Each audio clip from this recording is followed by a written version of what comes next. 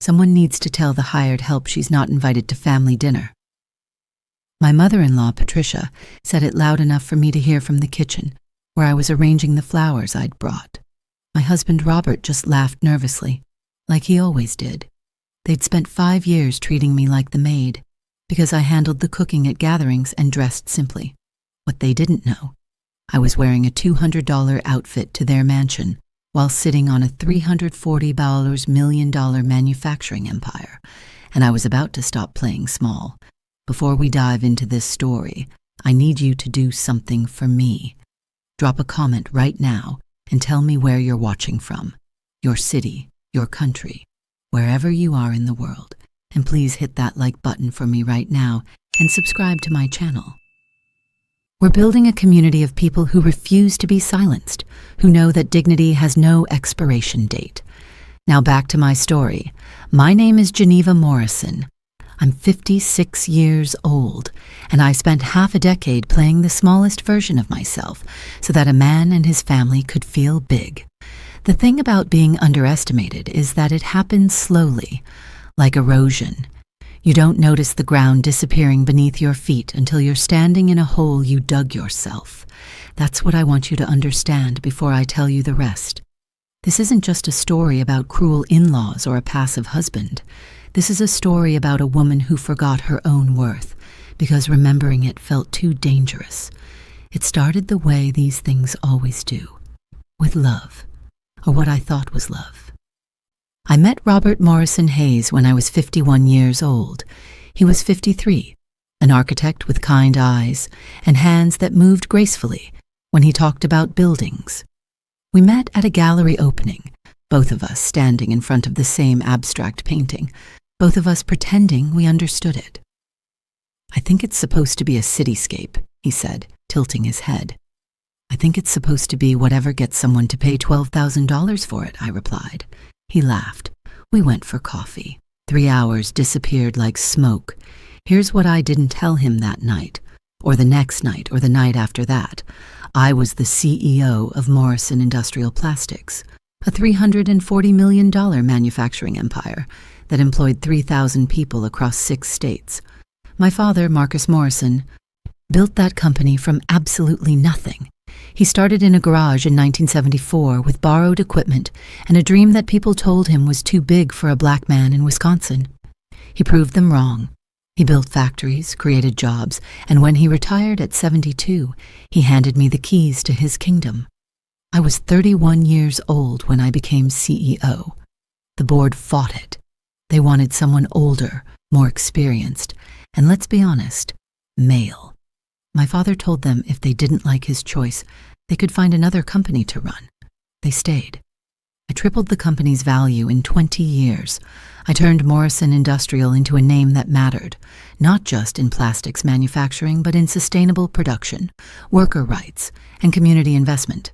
But on that third date with Robert, when he made an offhand comment about career women being exhausting, about how his ex-wife had been too focused on her law practice to really be present in their marriage, I made a choice. I told him I worked in manufacturing, that I did okay, that I managed a department and liked my job well enough. I told myself it wasn't lying. It was just strategic omission. And maybe it was, at first. But strategic omission has a way of becoming a lifestyle when you're afraid the truth will cost you something you want. What I wanted was simple. I wanted Robert's uncomplicated affection. I wanted the way he held doors and asked about my day and kissed my forehead like I was precious. I wanted someone who saw me as Geneva, not as Geneva Morrison, CEO, not as Marcus Morrison's daughter, not as the woman whose net worth got mentioned in business magazines, just Geneva. A woman who laughed at his jokes and held his hand and didn't have to be exceptional every single moment of every single day. So I kept my last name. He thought it was a feminist choice, not a practical one. And I kept my professional life carefully separate from our personal one. When he asked about work, I gave vague answers about production schedules and quality control meetings. When he talked about his architecture firm's struggles, I listened and sympathized, and never once mentioned that I'd been managing budgets larger than his firm's annual revenue since before he graduated college. I drove a Honda Accord.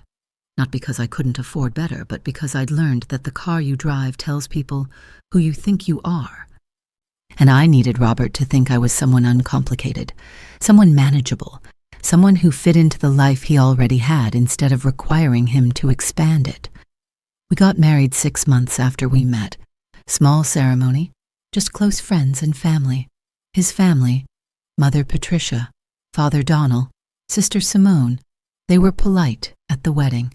Polite the way you're polite to someone you've already decided isn't quite good enough, but you're willing to tolerate for the sake of family peace.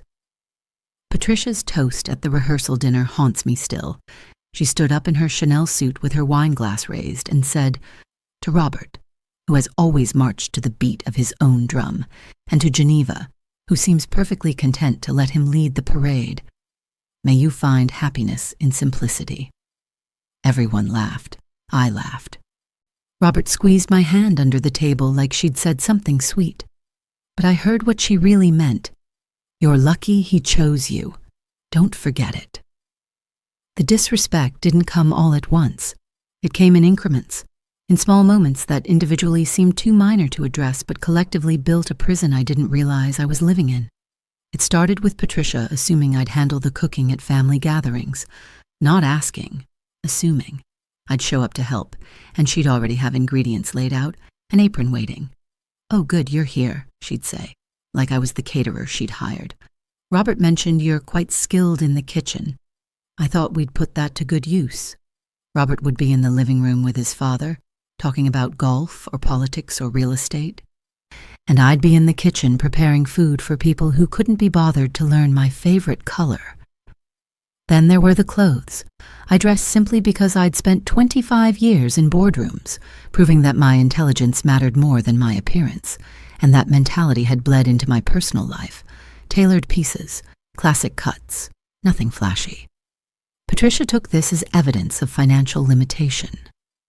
Geneva, dear, if you need help updating your wardrobe, I know a wonderful consignment shop, very tasteful options for women on a budget. I was wearing a $200 blouse. She was suggesting I shop secondhand, because to her, my choice to dress modestly meant I couldn't afford to dress otherwise. Simone was worse in some ways because her cruelty was more direct. She'd hand me her coat when she arrived. Not ask me to take it, but simply transfer it to my hands like I was staff. She'd discuss her job in pharmaceutical sales, like she was explaining quantum physics to a child, speaking slowly and using small words. You probably don't follow business news, Geneva, but the healthcare industry is incredibly complex. Not everyone can understand it. I sat on the board of 3 healthcare companies. I understood it fine. But the worst part, the part that hollowed me out from the inside, was Robert's silence. Every dismissive comment from his mother, every condescending remark from his sister, every moment when his father would pat my shoulder and call me helpful, like I was a golden retriever. Robert said nothing. He'd laugh nervously, change the subject, or simply pretend he hadn't heard. And I said nothing, too, because I'd built this lie, and living in it meant accepting whatever came with it. There was one moment, about 3 years into our marriage, when I almost broke. We were at a family dinner at Patricia and Donald's mansion, and yes, it was a mansion. 6,000 square feet of old money and older furniture in a historic neighborhood where the houses had names instead of just addresses. I was in the kitchen, naturally, preparing the salad while Patricia told a story in the dining room about a charity luncheon she'd attended. I heard my company's name. Morrison Industrial donated again this year, Patricia was saying. Such a generous company, though I've heard the CEO is impossible to work with. Demanding, aggressive, one of those women who thinks being difficult makes her powerful. Thank God Robert didn't marry someone like that. I stood at the counter with a chef's knife in my hand, cutting cucumbers with mechanical precision, and I thought about walking into that dining room and telling them exactly who had signed their charity checks. I thought about the look on Patricia's face when she realized she'd been insulting me to my husband while I prepared her food. But then Robert called from the dining room. Geneva, honey, could you bring some water when you come? Mother's glass is empty. And the moment passed. I brought the water. I smiled. I sat in my assigned seat, not next to Robert, but at the end of the table, closest to the kitchen, and I let them talk about the difficult woman CEO while I picked at the food I'd prepared. That night, driving home in my Honda, I asked Robert why he never defended me. "Defended you from what?" he asked, genuinely confused. "Your mother treats me like the help. She's just particular about how she runs her gatherings. It's not personal. She called me helpful, Robert, like it's my defining characteristic, like I'm a kitchen appliance." He reached over and took my hand. "You're being sensitive. She appreciates you. That's what she means when she says you're helpful." And there it was, the moment when I realized that Robert's kindness only extended as far as his comfort zone. Defending me would mean confronting his mother, and confronting his mother would mean disrupting the family peace he'd spent 53 years maintaining. I was asking him to choose me over his comfort, and he couldn't do it, so I stopped asking. The final straw came exactly 5 years after our wedding, at the annual Morrison Hayes Foundation Charity Gala. Let me set the scene for you, because the details matter. The gala was Patricia's crown jewel, the event she planned for 11 months out of every year. It was held at the historic Riverside Ballroom, with crystal chandeliers and a live orchestra, and a guest list that read like a who's who of old money families and social climbers. The dress code was black tie. The donations were tax-deductible. The purpose was theoretically charitable, but actually social. This was where Patricia's circle compared jewelry and connections and decided who mattered. I'd attended every year since marrying Robert. Every year, I dressed appropriately, smiled politely, and sat wherever Patricia put me, usually at a middle-tier table with other wives whose names Patricia couldn't quite remember. But this year was different. This year, Patricia decided to restructure the seating arrangement to honor our most important supporters. She announced it at a family dinner 2 weeks before the event, practically glowing with self-satisfaction. "We're creating a VIP section this year," she explained, gesturing with her wine glass. "Main stage tables for board members and major donors only. It'll make our top supporters feel truly appreciated." "Where will Geneva sit?" Robert asked, and I felt a flicker of something, hope, maybe, that he was finally paying attention. Patricia smiled at me the way you smile at a child who's asked a stupid question. "Oh, Geneva will be at table 47 with the other +1s and family friends. Much more comfortable, really. The main tables can be so stuffy with all the speeches and donor recognition. You'll have more fun with the younger crowd, dear. Table 47, with college-age children and distant cousins and the dates of board members, too new to warrant main seating." "That seems kind of far from the front," Robert said, but he said it weakly, already backing down. "It's just one night," Patricia said. "Geneva understands. Don't you, Geneva?" And I looked at her, this woman who'd spent 5 years deciding I wasn't good enough for her son, who'd accepted $150,000 a year from my company while treating me like hired help in her home, who was now literally putting me in the back of the room while she sat at the table my money had paid for, and I felt something inside me crack, not break, crack, like ice on a lake when the temperature shifts. "Of course," I heard myself say. "Whatever makes the most sense." Robert squeezed my hand under the table, grateful, relieved that I wasn't going to make a scene. That's when I knew. Sitting there in Patricia's dining room, eating food I'd helped prepare, wearing a smile I'd practiced for 5 years, I knew that if I didn't break this cycle myself, I'd die in it. The 2 weeks between that dinner and the gala were the longest of my life, because I was living in 2 worlds simultaneously. There was the world where I was Geneva Morrison Hayes, the accommodating wife who drove a Honda and dressed simply and knew her place. And there was the world where I was Geneva Morrison, CEO, the woman who'd built an empire while her in-laws cashed her checks. I started making calls, first to my CFO, Bill Henderson, who'd been with Morrison Industrial for 15 years and knew me well enough to hear the change in my voice. "Bill, I need you to pull our contract with the Morrison Hayes Foundation. Every detail, every clause." "Everything okay, Geneva?" "Everything's about to be." The contract was straightforward. Morrison Industrial was the foundation's largest corporate sponsor, donating $150,000 annually for 3 years running. But there was a clause I'd insisted on when I'd negotiated the original agreement, a clause that seemed minor at the time, but now felt prophetic. As the primary donor, the CEO had the right to address attendees during the donor recognition segment. I'd never exercised that right, but I was about to. My next call was to my executive assistant, Marie, who'd been scheduling my life for a decade and could read my moods better than my husband could. Marie, I need a new dress for the Morrison Hayes Gala, something stunning, but not flashy. I want to look like exactly who I am. And who is that, Ms. Morrison? Someone who stopped apologizing for existing. The dress cost $15,000, midnight blue silk, simple lines, devastating fit. I bought it without flinching. At home, Robert was oblivious. He'd kiss me goodbye in the morning, ask about my day in the evening, and never once notice that his wife was planning to detonate their entire lives. Why would he notice? He'd spent 5 years not noticing. 3 days before the gala, Patricia called. "Geneva, dear, I have a favor to ask." She didn't wait for me to agree to hear it. "We're having a small issue with the catering coordination for the gala. Would you mind helping oversee the setup? You're so good with that sort of thing, and I'm overwhelmed with actual event planning." Actual event planning, as opposed to the fake work I'd be doing. "Of course," I said, happy to help. "Wonderful. I knew I could count on you. That's why Robert married you, you know? You're so wonderfully low maintenance." I hung up and laughed until I cried. Low maintenance. The woman who ran a $340 million company was low maintenance. The night of the gala, I dressed in my $15,000 gown and my grandmother's pearls and heels that cost more than Patricia's monthly car payment.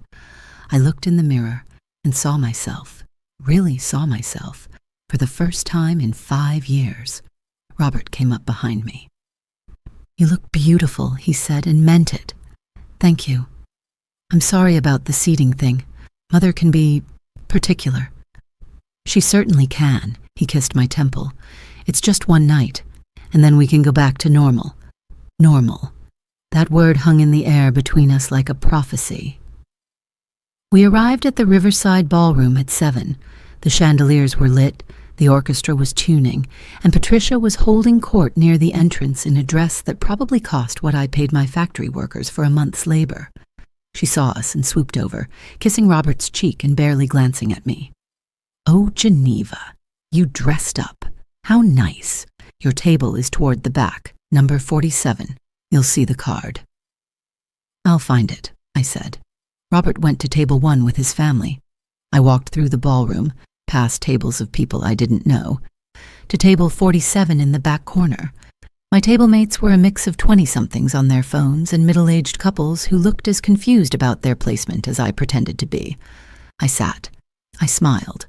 I watched Robert at the main table, laughing at something his father said, completely comfortable in his position while I sat among strangers.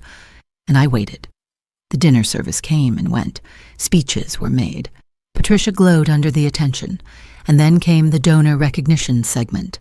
The foundation director, a thin man named Gregory, who'd probably gone to boarding school with Robert, took the microphone.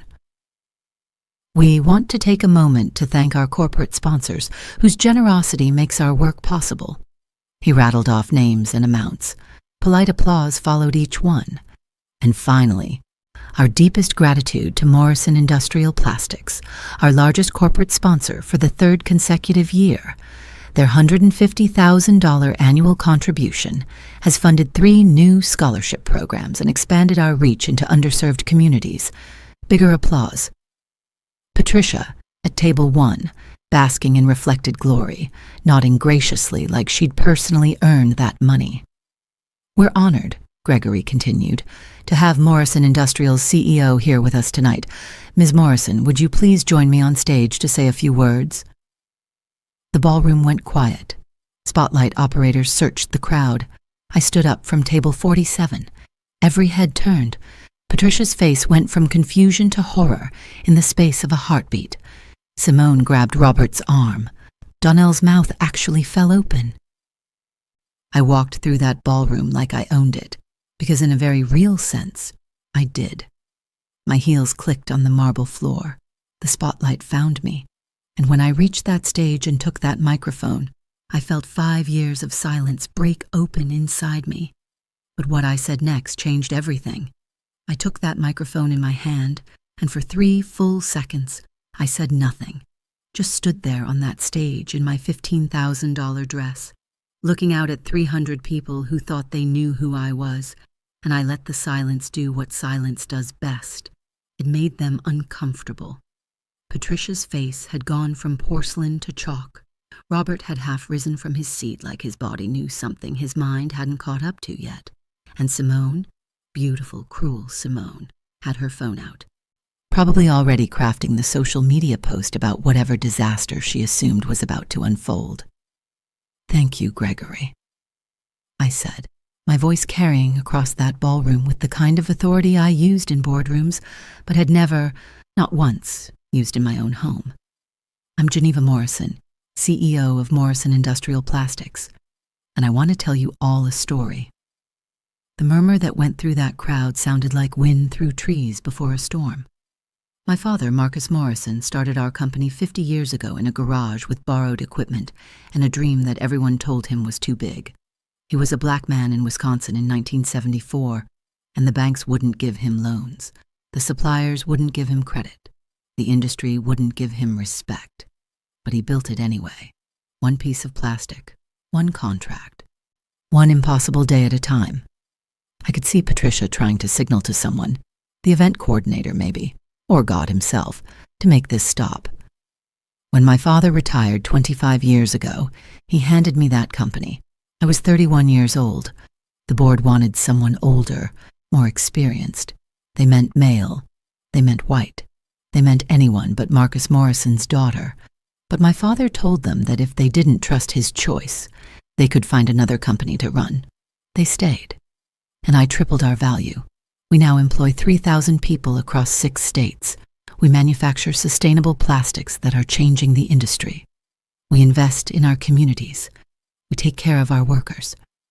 Robert's face was doing something I'd never seen before, like he was watching a stranger wear his wife's skin. This foundation has been fortunate enough to receive our support for 3 years running, $150,000 annually. And I want you to know that Morrison Industrial is proud to support the incredible work being done here. I paused. Let them think I was wrapping up. Let them relax. But I also want to share something personal, because I think it matters when we talk about who deserves a seat at these tables. For 5 years, I've attended this gala. For 5 years, I've sat wherever I was told to sit, worn what seemed appropriate, smiled when it seemed required. And for 5 years, the family of the man I married has treated me like I'm fortunate to be here, like I should be grateful for the privilege of their proximity. You could have heard a champagne bubble pop in that silence. "Mrs. Patricia Morrison Hayes," I said, looking directly at her frozen face. "You've spent 3 years accepting checks from my company while treating me like hired help in your home. You've gossiped about the pushy woman CEO at Morrison Industrial at family dinners where I was serving the food. You've suggested consignment shops for my wardrobe while wearing jewelry my donations helped fund. And tonight, you seated me at table 47 with the +1s and distant relatives while you sat at the table my money paid for." Patricia tried to stand. Donald pulled her back down. "I'm not telling you this to humiliate you," I continued. And that was a lie. I was absolutely telling her to humiliate her. I'm telling you this because I want everyone here to understand something important. Respect isn't something you offer people based on what you think they're worth. It's something you offer people because they're human beings who deserve dignity. And for 5 years, you've decided I didn't deserve yours. Then I turned to Robert, and this is the part that hurt, the part that still hurts when I think about it in the dark hours of the morning. "And Robert, I need you to hear this too. I love you. God help me, I really do. But I married you, and then I made myself small enough to fit into the space you'd made for a wife. I never told you who I really was because you made it clear, on our 3rd date, that career women were exhausting, that ambitious women were too much, so I became not too much. I became just enough. I became whatever you needed me to be, so you'd keep looking at me the way you looked at me that first night at the gallery. His eyes were wet. That's what killed me. He was crying, and I was the one breaking. But here's what I need you to understand. You married a woman named Geneva Morrison, and you never once asked what the Morrison part meant. You never asked where I worked or what my title was or why I kept my maiden name. You never asked because you didn't want to know, because not knowing meant you got to keep the version of me that made you comfortable. I could see people at other tables leaning in, recording on their phones, living for this drama that was my actual life imploding. So, I'm asking you now, in front of all these people, in front of your family and your friends and your mother who thinks I'm not good enough for you, did you marry me? Or did you marry the idea of me? Because the woman you married is standing on this stage, and she owns the company your family has been cashing checks from, and she's done making herself smaller so you can feel bigger. I handed the microphone back to Gregory, whose hand was shaking when he took it. The applause started somewhere in the back, uncertain at first, then building, then thunderous. But I wasn't listening to the applause. I was watching Robert's face as he finally saw me, and the look in his eyes wasn't love or pride or recognition. It was fear. That's when I knew we were over. I walked off that stage and straight out of the Riverside Ballroom, and I didn't look back, not once. Because looking back would have meant seeing Robert choose his family's comfort over my dignity one more time, and I'd already seen that show enough times to know how it ended. My driver, yes, I had a driver, had for years. Robert had never asked why I didn't need him to drive me places, was waiting outside. "Home, Miss Morrison." "The penthouse," I said. "Take me to the penthouse." He didn't ask which one. He knew about the penthouse the same way he knew about the 3 other properties I owned that Robert had never asked about. The same way my entire professional staff knew about the life I lived Monday through Friday, that my husband had never been curious enough to investigate. The penthouse was in the financial district, 23rd floor, floor-to-ceiling windows overlooking the city. I'd bought it 8 years ago as an investment property, but I'd furnished it last year, some unconscious part of me apparently knowing I'd need an exit strategy from my own marriage. I walked into that space in my $15,000 gown and my grandmother's pearls, poured myself 3 fingers of whiskey that cost more than Patricia's monthly salon budget, and I sat in front of those windows and watched the city lights blur through tears I hadn't let fall in public. My phone started ringing at exactly 11:17 p.m. Robert. I let it go to voicemail. He called again. Voicemail. 16 times he called, and 16 times I watched his name light up my screen and chose silence instead. Then came the texts. "Geneva, please? I need to talk to you. Where are you? Please just tell me you're safe. I'm so sorry. I didn't know." That last one made me laugh out loud in that empty penthouse, a sound like breaking glass. He didn't know. 5 years of marriage, and he didn't know who I was because he'd never bothered to ask. I texted back one word. Exactly. Then I turned off my phone. What I did next was not born from anger, though there was plenty of that. It was born from clarity, the kind of clarity that only comes when you stop lying to yourself about who you are and who you've been pretending to be. I called my lawyer, yes, at 11:30 on a Saturday night. When you have the kind of money I have, your lawyer answers. "Geneva, everything all right?" "Richard, I need you to prepare divorce papers. I want them ready by Monday morning." Silence on the other end. Then, "Are you sure? It's late. You might feel differently in the morning." "Richard, I've felt differently every morning for 5 years. The only thing that's different about tonight is that I finally did something about it. Papers by Monday. Can you do it?" "Of course. Do you want to discuss asset division?" "Every asset is mine from before the marriage or purchased with my income. He has his architecture firm and his trust fund. That's what he came with. That's what he leaves with. Make it clean." "Geneva, he could fight. Let him try. I have documentation for everything. And Richard, I want this handled quickly and quietly. I don't want a war. I just want out. I hung up and poured another whiskey, and that's when the real weight of what I'd done started to settle. I'd just blown up my marriage in front of 300 people. I'd humiliated my husband's family at their signature charity event. I'd revealed a secret I'd kept for 5 years in the most public way possible. And I felt lighter than I had in half a decade. But light doesn't mean painless. I spent that night in the penthouse crying into expensive throw pillows, rage and grief and relief all tangled together until I couldn't tell which emotion was which anymore. I cried for the woman I'd been when I met Robert, confident and whole and unapologetic. I cried for the woman I'd become in his presence, diminished and quiet and always, always accommodating. And I cried for the marriage I'd wanted, the partnership I'd imagined, the man I'd hoped Robert could be if I just made it easy enough for him. Sunday morning came brutal and bright. My phone, when I finally turned it back on, had 73 missed calls. Robert, Patricia, Simone, numbers I didn't recognize. Probably journalists because, of course, someone had leaked what happened at the gala. The voicemails were a symphony of panic and rage. Robert's voice, increasingly desperate. Please, Geneva, just talk to me. I can explain. I can fix this. Patricia's voice, tight with fury. How dare you humiliate this family? You have no right, no class, no... The message cut off, probably because she'd run out of synonyms for how beneath them she thought I was. But it was Simone's voicemail that surprised me. Her voice was quiet, shaky even.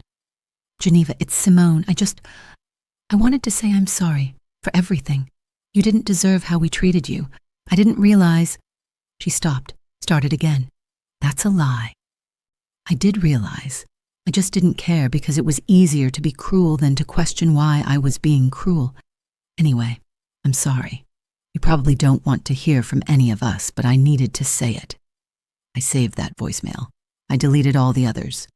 Sunday disappeared in a haze of strategic planning.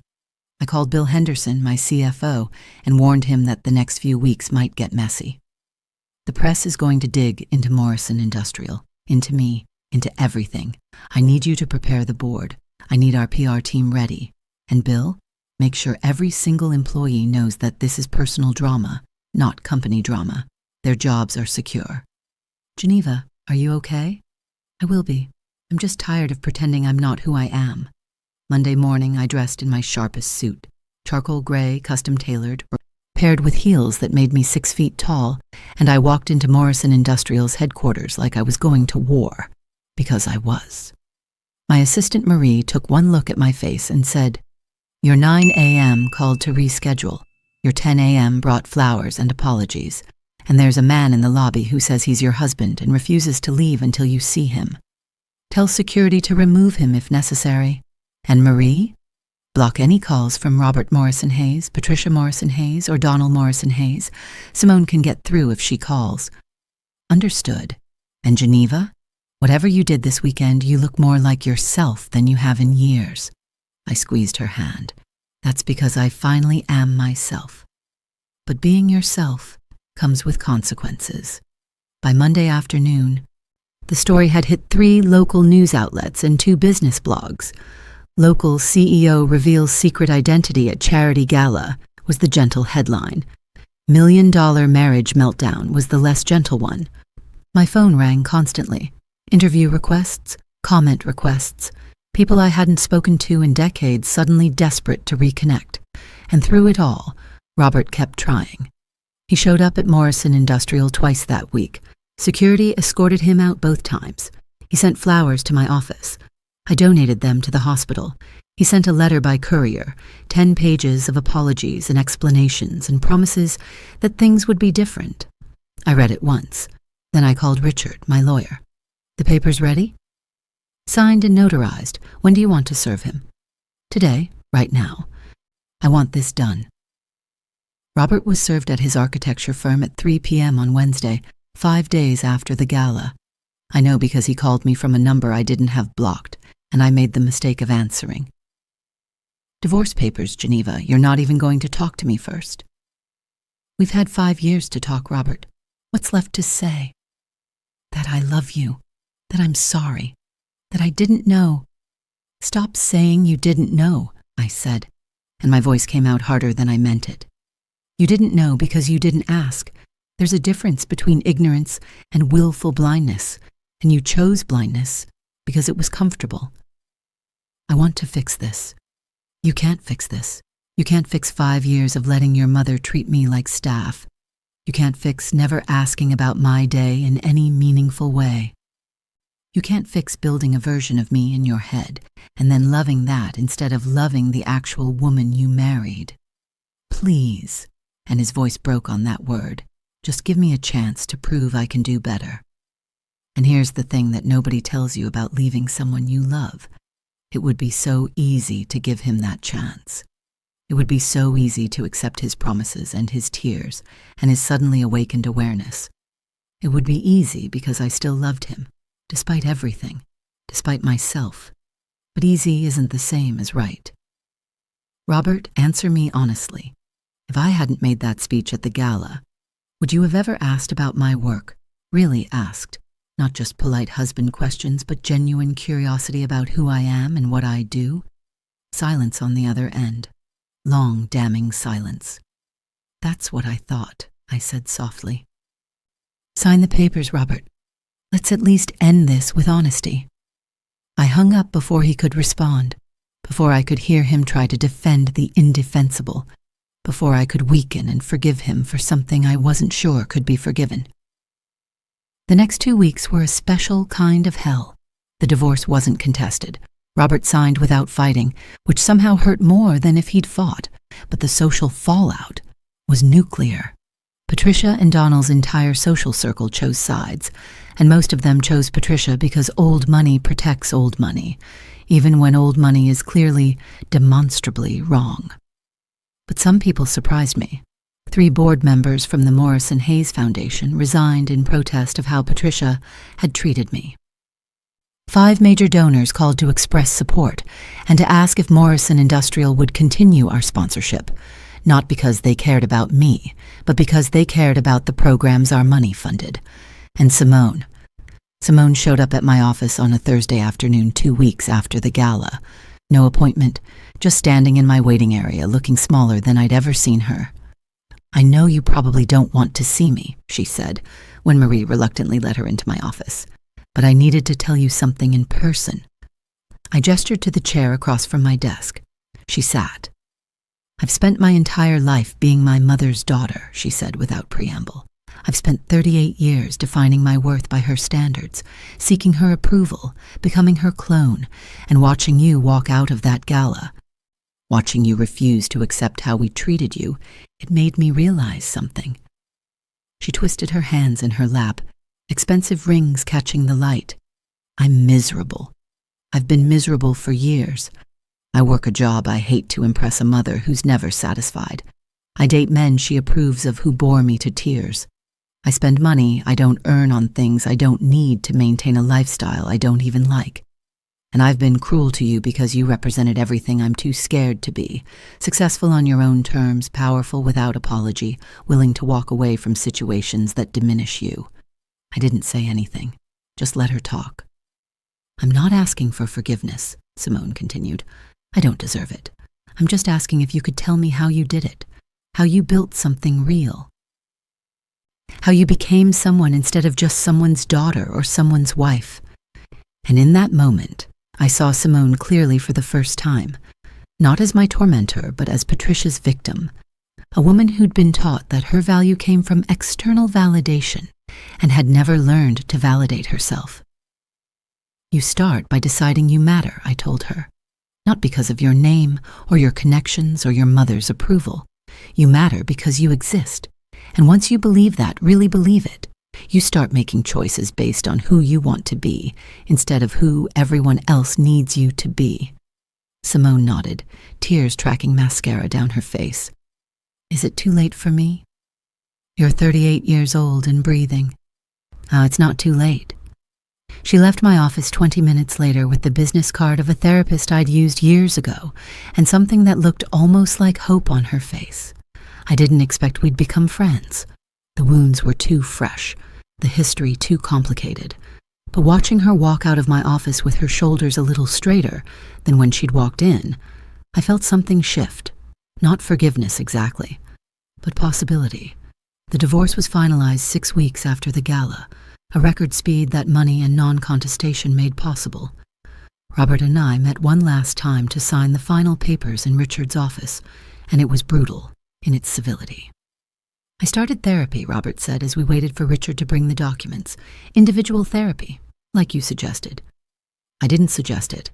I said you needed it. There's a difference. He flinched. You're right. You're right about a lot of things. That must be hard for you to admit. Geneva, please. I know I don't deserve your kindness, but could we just— What, Robert?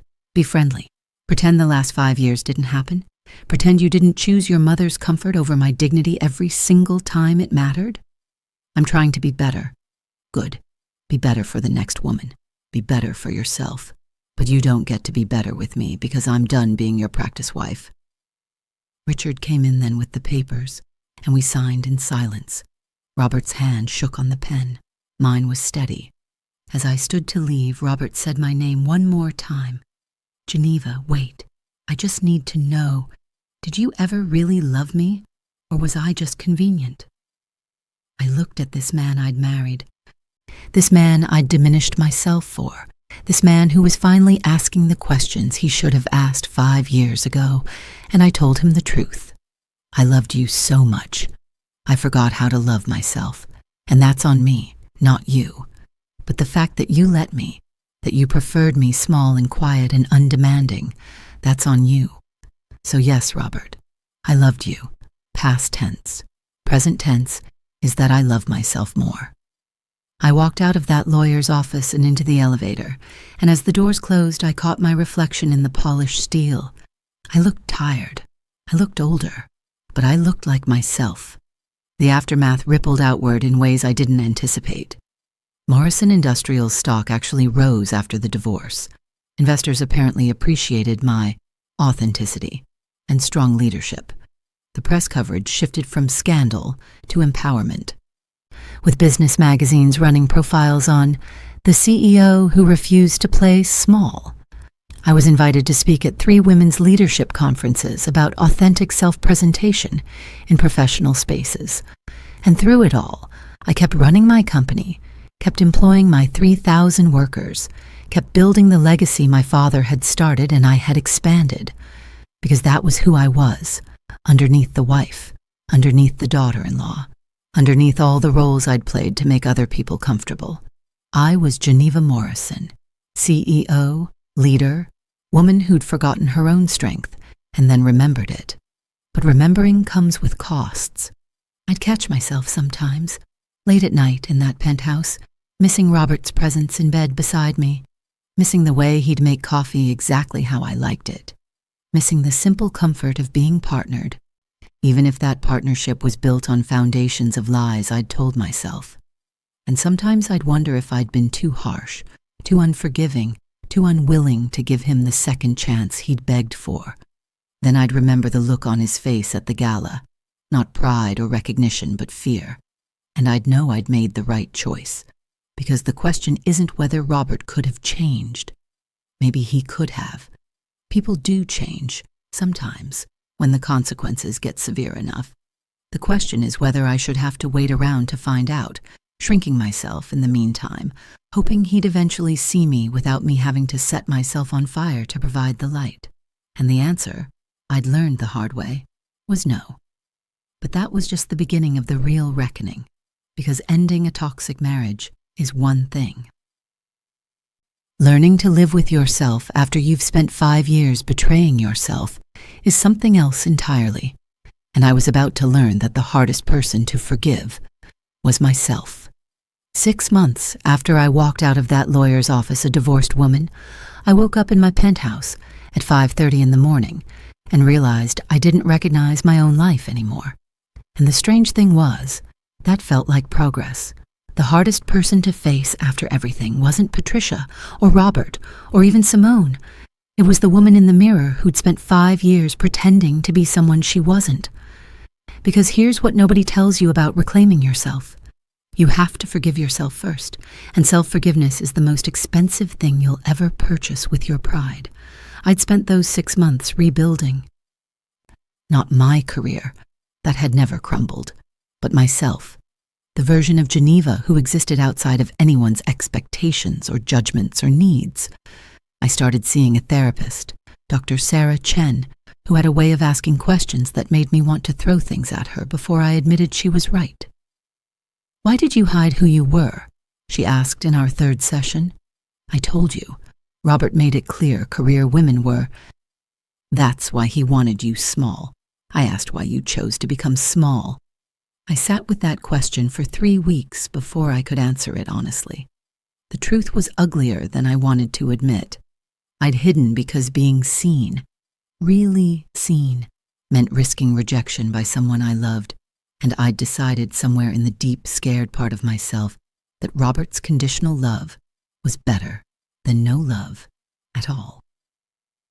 That realization sat in my chest like a stone for months, but slowly, painfully, I started to dislodge it.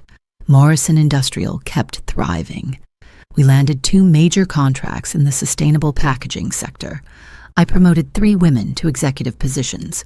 Our employee satisfaction scores hit an all-time high. Turns out, when you stop splitting your energy between running a company and managing a marriage built on lies, you have a lot more bandwidth for excellence. But the rebuilding wasn't just professional. I started doing things Geneva the wife had never done because Robert wouldn't have understood them. I took a pottery class on Tuesday evenings. I joined a book club that met at a wine bar and argued passionately about literary fiction. I went to concerts alone and discovered that solitude at a jazz show feels less like loneliness and more like freedom, and I bought a Tesla, midnight blue, fully loaded, with seats that felt like butter and acceleration that made me laugh out loud the first time I tested it. I drove past Patricia and Donald's mansion one evening, not intentionally, but because it was on the route to my favorite restaurant, and I didn't even glance at it, because they didn't live in my head anymore. That felt like winning. But then, 8 months after the divorce, something unexpected happened. Simone called. "Geneva, it's Simone. I know I'm probably the last person you want to hear from, but I have a question and I don't know who else to ask." I was in my office, reviewing quarterly projections, and her voice on my phone felt like a portal to a past I'd worked hard to close. "What's the question?" "How do you know when you're actually changing versus when you're just performing change to get approval?" And there it was, the question I'd asked myself 100 times in therapy. "You don't," I told her honestly. "Not at first. You just keep showing up as the person you want to be until one day you realize you're not pretending anymore." "Why?" "I quit my job, the pharmaceutical sales thing. I hated it, and I kept doing it because Mother thought it was appropriate. So I quit, and now she's not speaking to me, and I'm terrified I made a mistake. But I'm also the happiest I've been in years, and I don't know what to do with that." I heard myself in her words, the confusion, the fear, the strange joy of choosing yourself for the first time. "Simone, what do you want to do instead? This is going to sound stupid. Try me. I want to go back to school, for social work. I want to help people who are stuck in situations they don't know how to leave. I want to matter in a way that isn't about my last name or my connections or how well I can sell antidepressants to doctors who don't need them." And in that moment, listening to Robert's sister describe the same cage I'd escaped from, I made a choice I didn't expect. "Come work for Morrison Industrial," I said. "We have a community outreach program that needs a director. It's entry-level for you. It won't pay what you're used to, and you'll have to actually work. But you'll learn, and you'll help people, and you'll report directly to me. Which means I'll know if you're coasting on your name." Silence on the other end. Then, "Are you serious?" "Dead serious. But Simone, if you take this job, you work like everyone else. No special treatment, no excuses, no running back to Mother when it gets hard. You wanted to know how to build something real? This is how. One decision at a time." She started 2 weeks later, Showed up in business casual instead of designer everything, nervous and uncertain, and finally real. Watching her struggle through learning how nonprofit partnerships work, how to build community relationships, how to measure impact beyond social media likes, it felt like watching someone be born, and it made me realize something important. Forgiveness doesn't mean forgetting. It means deciding that someone's future matters more than their past. I'd forgiven Simone not because she deserved it, but because she was willing to do the work to deserve it. But Robert was a different story. He'd sent emails periodically over those 8 months, never pushing, never demanding, just updates on his life that felt like breadcrumbs leading back to him. He'd cut off his parents financially, set boundaries I'd begged him to set when we were married. He'd restructured his architecture firm to focus on affordable housing instead of vanity projects for rich clients. He'd been in therapy consistently, worked on understanding his complicity in systems of oppression. His words, from an email that made me cry into my overpriced wine.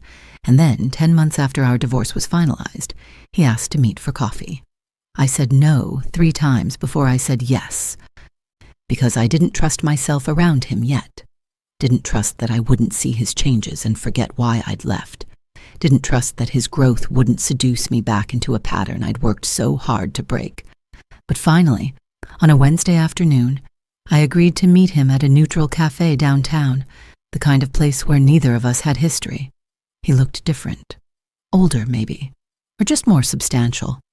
Like he'd been hollowed out and filled back up with something heavier than the charming emptiness he'd carried before. "Thank you for meeting me," he said, and his voice had changed too. Less performance, more presence. "You have 20 minutes, I replied, because I needed boundaries more than I needed closure. I'm not here to ask you to take me back." That surprised me enough that I actually looked at him instead of through him. "Then why are you here?" "Because I owe you the conversation we should have had 5 years ago, the one where I actually asked who you were, instead of deciding who I needed you to be." And for the next 18 minutes, I was counting, Robert asked me questions about my father's legacy and what it meant to carry it, about the loneliness of being the only woman in manufacturing boardrooms for decades, about what it felt like to triple a company's value and have your husband never once ask how you did it, about the specific moment I decided to stop hiding and whether I regretted the way I'd revealed myself.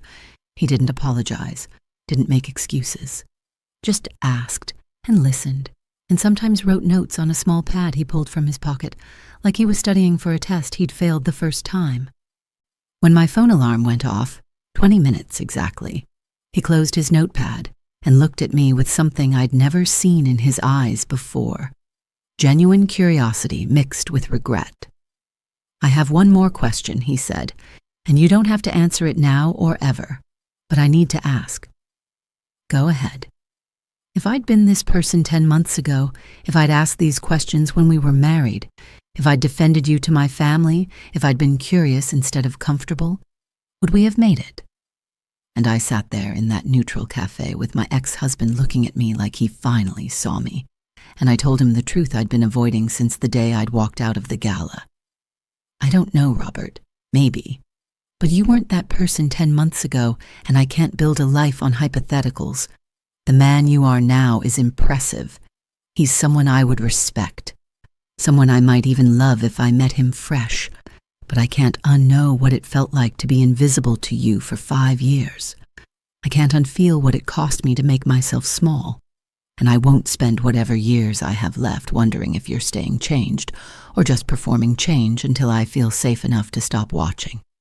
He nodded slowly, like he'd expected that answer, but hoped for a different one. "That's fair. That's more than fair. How's your family handling your transformation?" I asked, because I was genuinely curious. "Mother isn't speaking to me. Father thinks I'm going through a phase, but I'm okay with that now. Their approval isn't worth what I paid for it." We sat in silence for a moment, 2 people who'd failed each other in different ways, both trying to be better than they were. "Simone's doing well. By the way," I said, "she's a natural at community outreach. Rough around the edges, but she cares, and that matters more than polish." Robert smiled, and it was real. She told me you hired her. That took guts on your part. Or stupidity. Time will tell. Another silence, more comfortable this time. Geneva, can I ask one more thing that's not a question? That's a very confusing request, but sure. I'm proud of you. For walking out. For refusing to settle. For being exactly who you are without apology. I should have said that 5 years ago, and I didn't, so I'm saying it now. And that's when I felt it. Not reconciliation, not romance, but something settling inside me that had been jagged for months. Closure, maybe. Or just the acknowledgement that some relationships transform instead of ending, becoming something neither party expected but both can live with. Thank you, I said. That actually means something. We left that cafe going separate directions, and it felt right in a way staying together never had. 1 year after the gala, Morrison Industrial hosted its own charity event, not to compete with Patricia's foundation, but because we decided to launch our own scholarship program for first-generation college students studying manufacturing and engineering, my father's legacy, extended forward. I invited everyone. Patricia and Donald declined, no surprise, but Simone came, brought a date who was a social worker she'd met at a conference, and looked more relaxed than I'd ever seen her. Robert came too, alone, and sat at a middle table without complaint, treating everyone around him with the kind of respect I'd craved from him when we were married. During my speech that night, I didn't talk about the past. I talked about the future, about the 50 students we'd be funding through college, about the doors that open when someone believes in your potential, about my father standing in a garage with borrowed equipment and refusing to accept other people's limitations on his dreams. He taught me that your worth isn't determined by who accepts you, I said, looking out at the crowd. It's determined by who you refuse to become for acceptance. And that's what I hope these scholarships teach the next generation, that building something real matters more than fitting into someone else's definition of success. The applause was thunderous, but more importantly, it was mine. Not my husband's or my in-laws or anyone else's, mine. After the event, I stood on the balcony of the venue, looking out at the city I'd built a legacy in, and I felt something I hadn't felt in years. Complete. Not happy in the simple sense. Life is messier than happiness. But complete. Whole. Like all my pieces were finally in the same room instead of scattered across performances for different audiences. Robert found me there as I was about to leave. "Great event," he said, standing a respectful distance away. "Your father would be proud." "I think he is," I replied, "wherever he is." "Geneva, I know you said you didn't want to talk about us, but, Robert, don't. Just let me say this one thing and then I'll never bring it up again." I sighed but nodded. "I'm not the same person I was a year ago. And you're not the same person you were when you were hiding yourself. And I think the people we are now, we might actually be good together. Not the way we were, but something new, something honest. So when you're ready, if you're ever ready, I'll be here. Not waiting because that's not fair to either of us, but available, open, and actually seeing you for who you are." He walked away before I could respond, and maybe that was the kindest thing he'd ever done, giving me the choice without pressure, the possibility without expectation. I drove home that night in my Tesla, windows down, music loud, feeling the weight of his words and the lightness of my own freedom existing in the same space. And I realized something that therapy had been trying to teach me for months. You can acknowledge that someone has changed while still choosing not to go back. Growth doesn't erase history. It just adds new chapters. Maybe someday I'd be ready to read those chapters with Robert. Maybe not. But for the first time in years, I wasn't making that decision based on fear or loneliness or the performance of who I thought I should be. I was making it based on who I actually was. Geneva Morrison, CEO, daughter, woman who'd lost herself and found herself and learned that finding yourself is a verb, not a destination. 6 months after that conversation, I started dating someone new. Marcus, yes, named after my father, which felt like fate, was a civil rights attorney I'd met at a conference on corporate social responsibility. He knew exactly who I was before our first date, had actually cited Morrison Industrial's labor practices in a case he'd argued, and his second question after, "Would you like to have dinner?" was, "What's it like running a company your father built?" he asked. He was curious. He saw me. And I didn't hide. We took it slow because I needed slow. But there was something powerful about being seen from the beginning, about not having to perform or diminish or carefully manage someone's ego around my own success.